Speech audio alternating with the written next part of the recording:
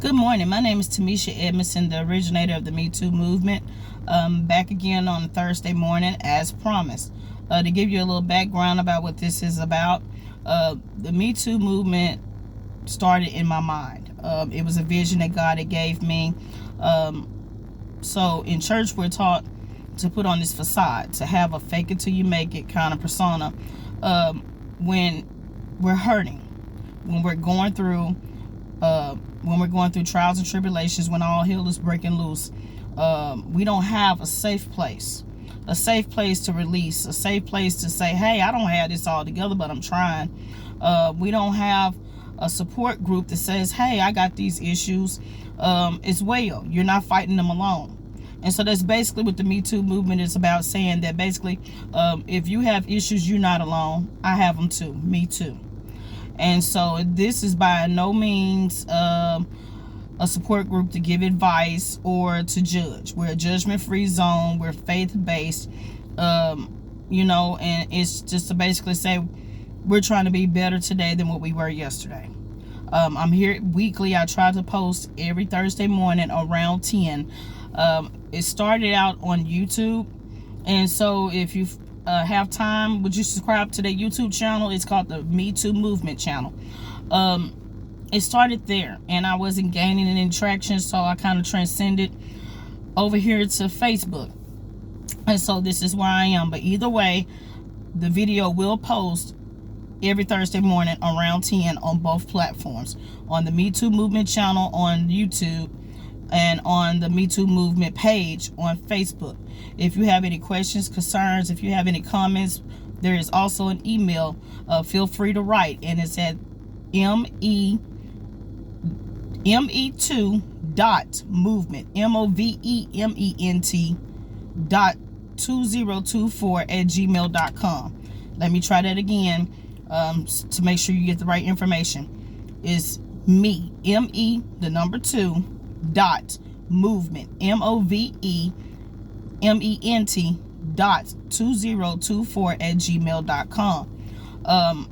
If you have any topics that you would like to discuss, if you have any questions or comments about any past topics that were discussed, you can always email, or you can inbox on the Me Too Movement page on Facebook. Weekly, what I do is I come on here with whatever God gives me. I try not to sound too preachy, because like I said, this is a judge-free zone. I don't have this all together, but I do know it's God ordained, and what God ordains, He will maintain. Amen. Amen.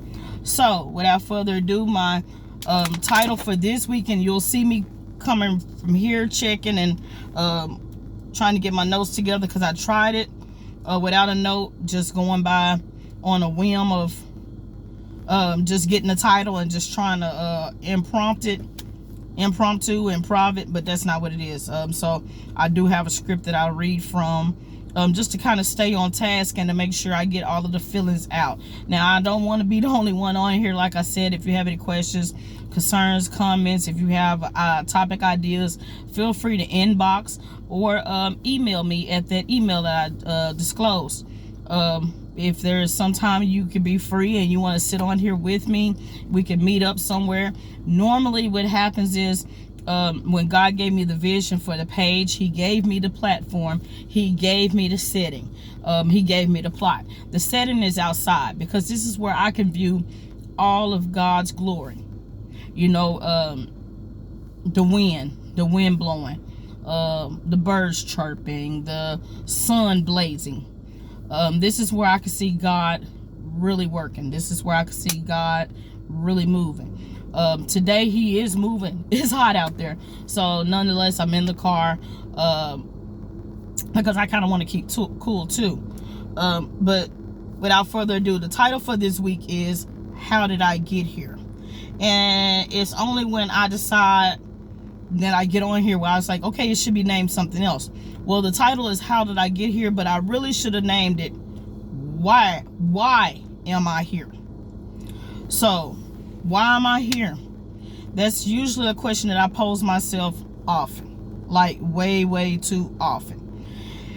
And whether it's directed towards my home life with my kids, that, I got teenagers. You know, so you can know how that goes. My relationship, I've just gotten into a new relationship, and I really, really like this guy. We're gonna see how this goes. You know, how did I get there? My job, and it's gotten way better over the years. I will say, I'm in a better space with co-workers and everything like that, and my ministry. I'm certain about the calling that God has placed on my life. I'm certain about this podcast because I do believe it's God ordained. I know it's God ordained. But outside of that, I find myself asking, how did I get here? All the time. That's the question I ask myself. And although I don't have a definite answer to that question, I do know how to retrieve my answers, though. I may not have the answer right then, but I know how to get it. But why is this question asked? How do I always end up asking this question? I ask this question when I feel like my life is taking a turn into the land of uncertainty. Sometimes it may feel like I have done, I ask this question when I'm sitting in a place of uncertainty because I have to go and kind of turn it over in my mind. Why am I always in this place? Why am I always in this place? And why am I here? Here is usually a negative space for me. When I say, how did I get here? That's usually that negative space, like a land of uncertainty is usually a chaotic space.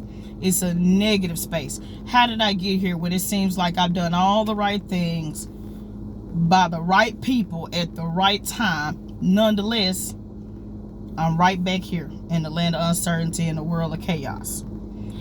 So, I feel like I only ask this question when I'm in a negative space, when I feel like life isn't panning out the way I would like it to be,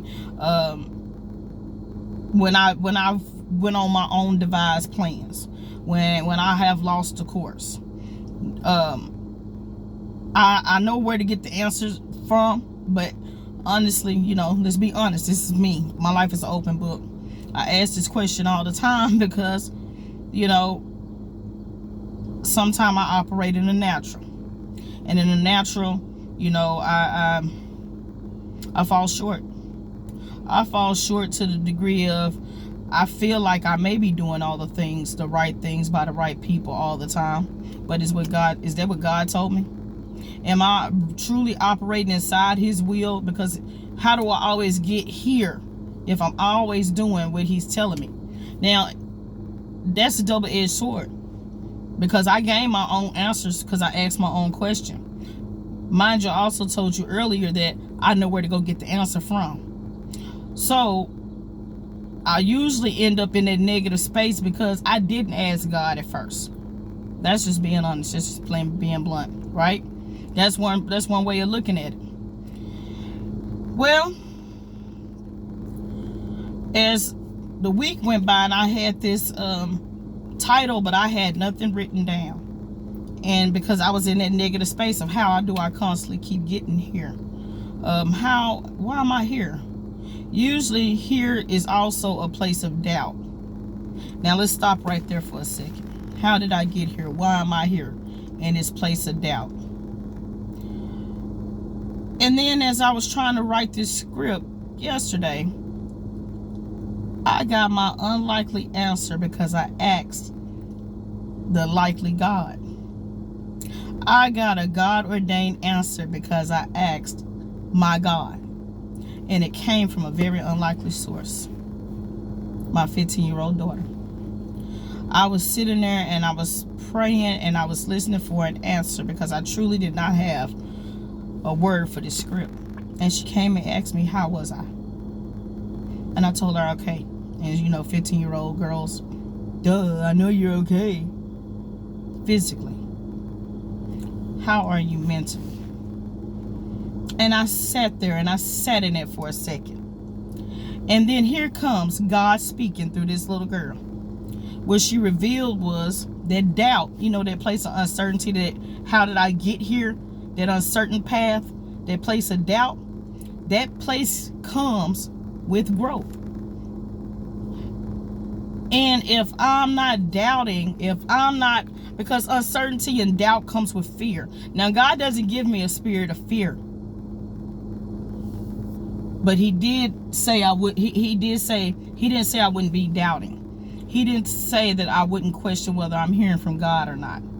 Am I doing the right thing all the time by the right people? He never said that wouldn't happen. But he gave me him an answer. And the answer came in the form of this little girl. She said the doubt comes right before the growth happens. Because I can only grow if I go back to my God for the answer.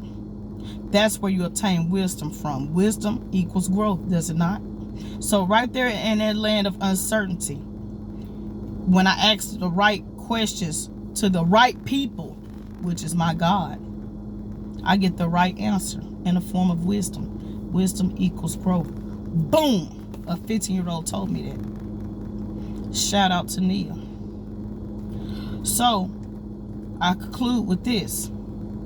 A shift is taking place when you're getting there. When you're right there. And I don't know where your there is. How did I get there? I don't know where your there is, but I know in there, where that doubt is, where you're able to ask the right question to the right God to get the right answer, that's where growth happens. That's where wisdom occurs. That's where the shift happens. Now, because I asked this question so much, there has to be a lot of growth taking place. I ask this question all the time before I get here and press play.